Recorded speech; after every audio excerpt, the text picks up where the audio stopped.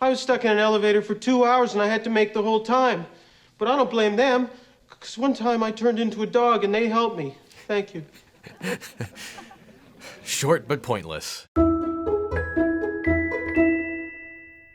Hey, Legaleagles, it's time to think like a lawyer, and today we are covering one of my favorite, let's say, guilty pleasure movies.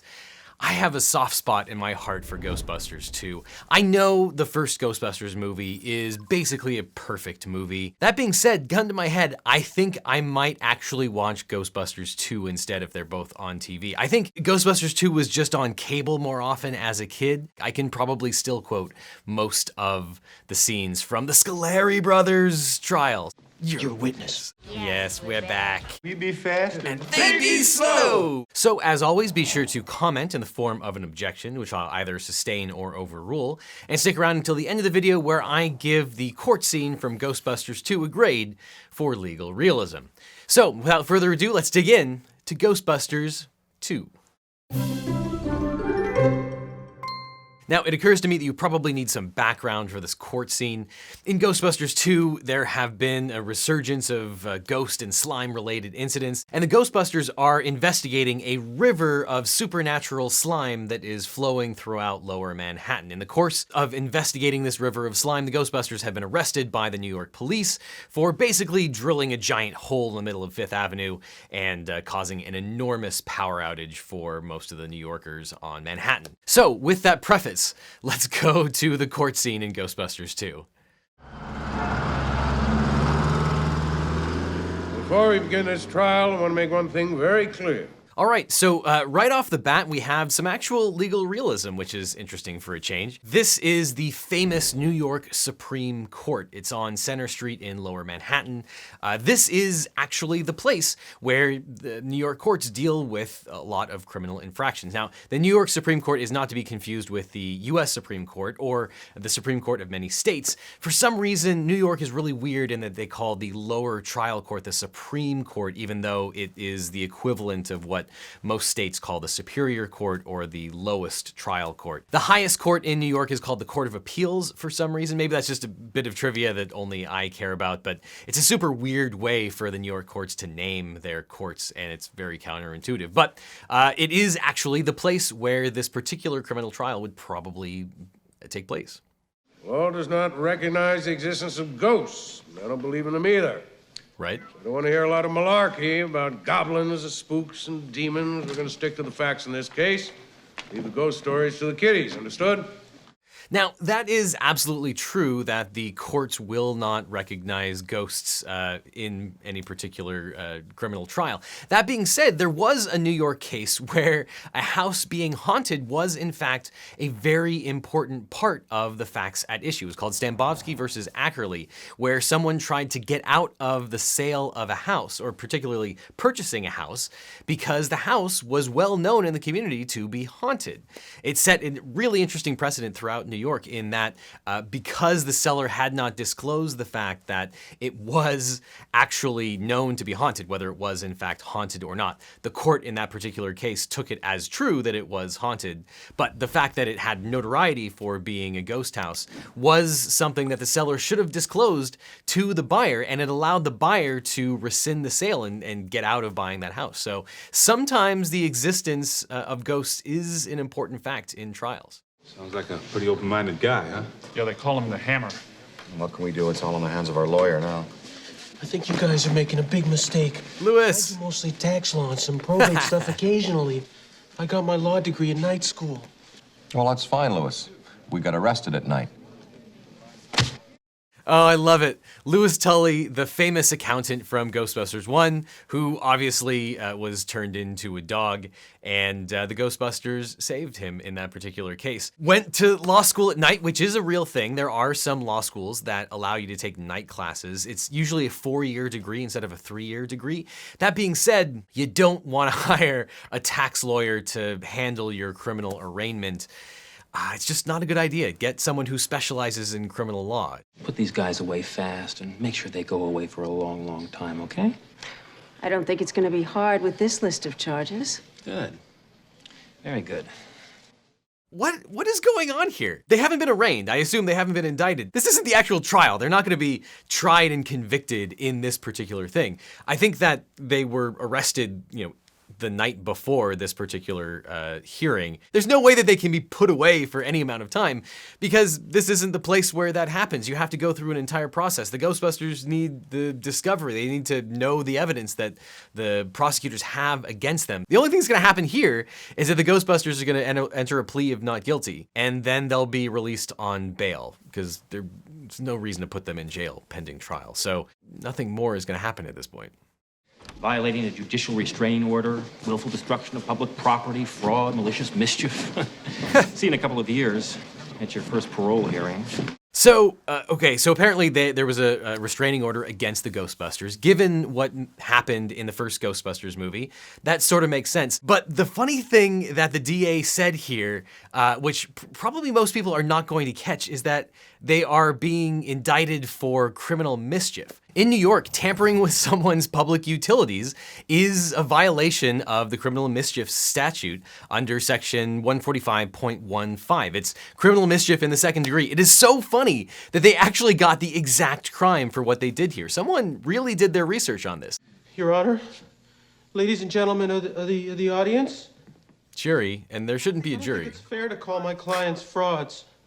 Okay, so the blackout was a big problem for everybody, okay? Okay, it's crazy that this is the criminal trial. You see this a lot in dramas and comedies where they just skip all the procedural stuff, but it really seems like they skipped a whole bunch of stuff and went straight to the trial. Notwithstanding, Louis should probably be talking to the jury if there is a jury present at this time and not to the judge.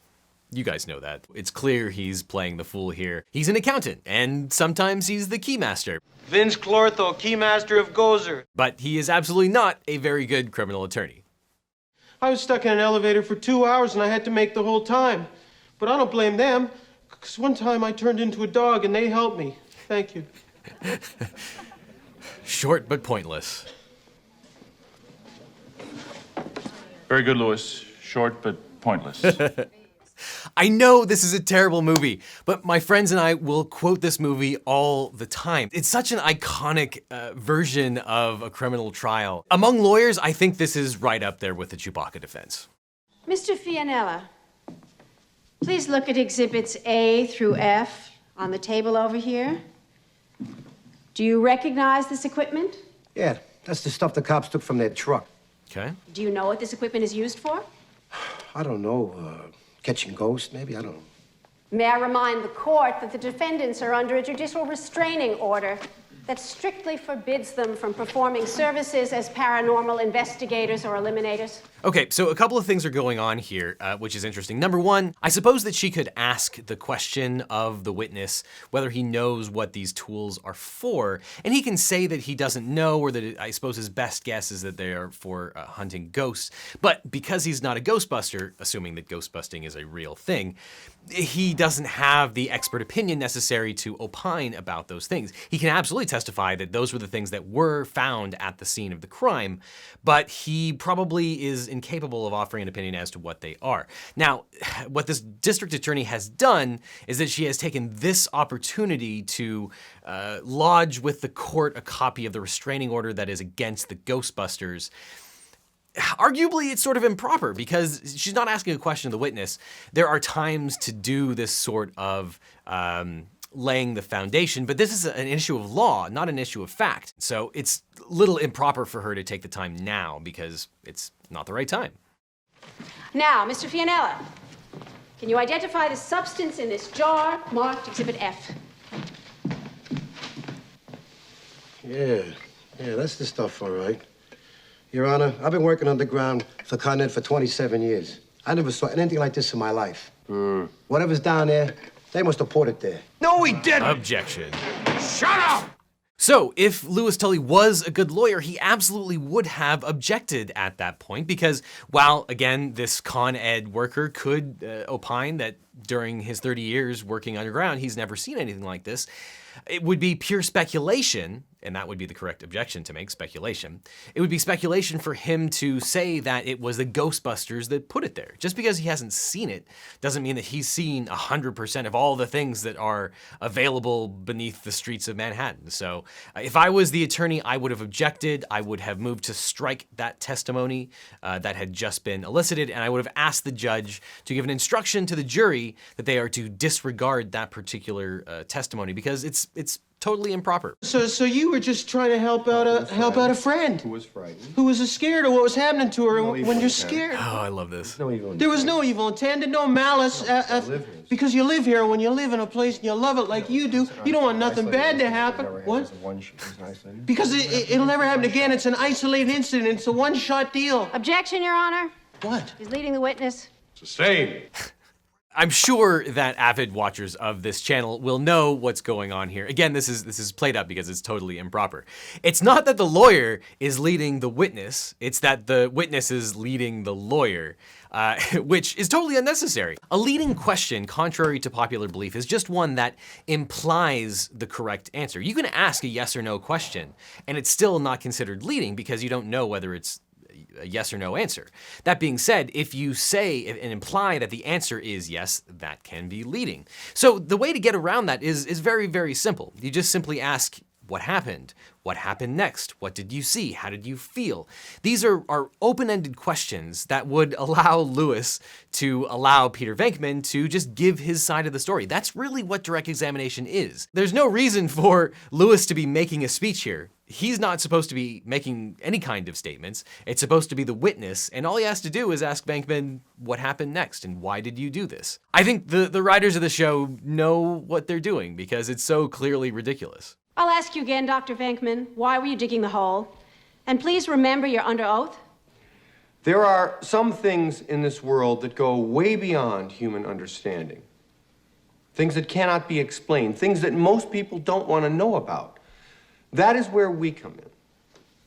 So what you're saying is that the world of the supernatural is your exclusive province? And it's totally improper for the district attorney to walk to the jury and then walk directly to the opposing witness, especially who is a party. That bailiff who is standing right next to Peter Venkman should really intervene and get the district attorney away from the witness, both for the witness's safety, so that the district attorney doesn't attack him, but also for the district attorney's safety, so that the witness doesn't attack her. These things can happen, and there's no reason for the district attorney to be that close. It's totally improper, and, you know, if things go bad, the bailiff will tackle one or both of them. Kitten, I think what I'm saying is that sometimes happens, someone has to deal with it, and who are you gonna call? Okay, wait a minute. There's no jury. You can see on the far right-hand corner that there's no jury in the jury box. Who are they conducting this criminal trial for? Peter Venkman, Raymond Stans, Egon Spengler. Stand up! Get up! You too, Mr. Tully. Find you guilty on all charges. I think that the judge here has said some things that show some particular bias. In California, at least, when you get a judge that you don't particularly like, you are allowed one peremptory challenge. It's called a 170.6, named after the statute. If you know ahead of time that the judge is the hammer and he doesn't believe in ghosts, odds are you should probably bounce that judge and try and get another one, though you're sort of rolling the dice that maybe the judge that you get next is even worse.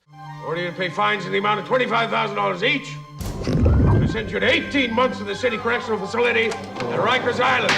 Oof, wow, 1.5 years in jail for digging a hole in the road. Well, I guess they really did kind of screw up in terms of destroying the public utilities and causing a massive blackout throughout the entire island of Manhattan. Though interestingly, different varieties of criminal mischief or criminal tampering do carry with it different penalties, ranging from misdemeanor all the way up to a Class B felony. Your Honor? Shut up! Tricksters like you in decent society. Your Honor, this is important. You play on the gullibility of innocent people.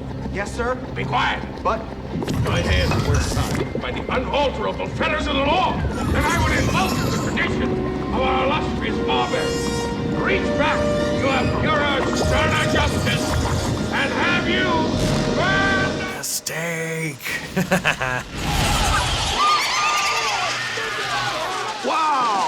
So, while it is pretty unusual for ghosts to be released as a result of the sentencing, from time to time, judges do like to hear themselves talk. So right up until the ghosts were released from the slime, that could be something that a judge would say at the time of sentencing. Scoleri brothers! Friends of yours? I tried them for murder! Gave them the chair! You gotta do something! Why don't you just tell them you don't believe in ghosts?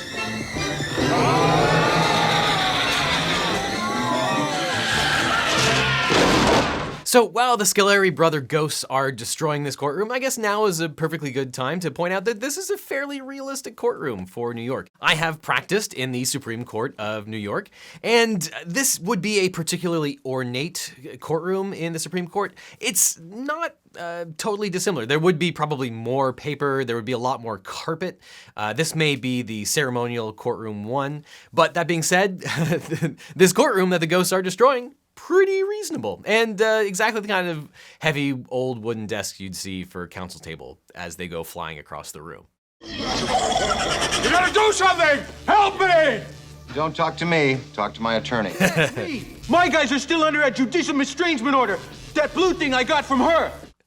Oh God, I love that so much. The judicial estrangement order, that blue thing I got from her. It used to be the case that you would get motions and filings, what are called blue-backed. I think that doesn't really happen as much now, especially now that we've gone to electronic files for most of these things. But that being said, back in the day, you would absolutely have certain pleadings and filings that were blue-backed using blue paper. And if you saw earlier in this court scene, the judicial restraining order was actually covered in a blue-back, which was probably accurate for the time. You know, it's been a couple years since we used this stuff. I hope it still works. It should. The power cells have a half-life of 5,000 years. There's no time for a bench test. Heat them up. Do, re, Egon. Ray. Egon! I hate this shot right here. Ugh, where Egon looks, it's so weird. It's weird the way he looks. All right, now it is time to give Ghostbusters 2 a grade for legal realism. So, God, I love this movie so much. I know the movie is not nearly as good as the original Ghostbusters. I will try and be objective, but man, that's just a great scene. It's just great. So on the one hand, you have the Ghostbusters dealing with the actual criminal code that they probably would have been charged with had this been a real life event. They were 100% guilty of criminal mischief or criminal tampering. So the writers got that absolutely right. And the events took place at the correct courthouse, the Supreme Court of New York, in a courtroom that looks pretty reasonable for what you'll see at the Supreme Court. And it's possible that the sentence that they were about to receive before the Scoleri brothers were released was accurate. That being said, the timeline is completely wrong. They skipped over all of the initial hearings and pleadings. They were never arraigned. They never were released on bail. The arguments that were going back and forth were totally wrong. All of the courtroom proceedings were totally incorrect, including a lot of the bias that was shown at the sentencing. So I'm going to give the courtroom scene and the release of the Scoleri brothers in Ghostbusters 2 a flat C, that I'm going to raise to a C+, just because it is so darn quotable and so friggin' awesome. Now, if there's something strange in the neighborhood, you're obviously going to call the Ghostbusters. But if you're going to make that call, you might as well save a few $100s at the same time. Ting Mobile is a different kind of mobile provider. With Ting, you only pay for the actual data and services that you use at the end of the month. And because you're only paying for what you actually use, Ting customers pay on average just $23 per month for one device. There is no contract, overage fees, or other carrier tricks. You just pay a fair price for the talk, text, and data that you use up every month. And Ting has award-winning customer service. Because they don't have any brick and mortar stores, they pour their resources into their phone support. If you have an issue, give them a call and you'll immediately talk to a real human being, not a phone tree. And they also offer support through chat, email, social media, and Discord, which my fellow kids say is totes yeets, yo. With Ting, you can use almost any cell phone, including the newest iPhones and Google Pixel phones, and you can use the same phone number you're using right now. And Ting provides great LTE coverage because it uses both the T-Mobile and Sprint networks. So even if the FTC blocks their merger, you can still get the benefit of both. So sure, there are some people who should pay $200 per month for unlimited data, but if you're surrounded by Wi-Fi all day long, you might be paying hundreds of dollars per month completely unnecessary.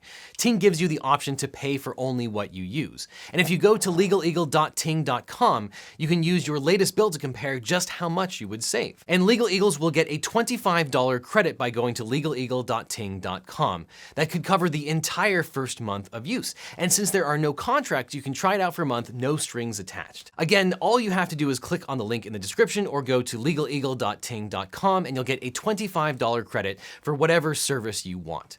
Plus, clicking on the link really helps out this channel. So, do you agree with my grade for Ghostbusters 2? Leave your objections in the comments, and check out my other Real Law reactions over here, including my reaction to South Park and SpongeBob SquarePants. So click on the playlist, and I'll see you in court.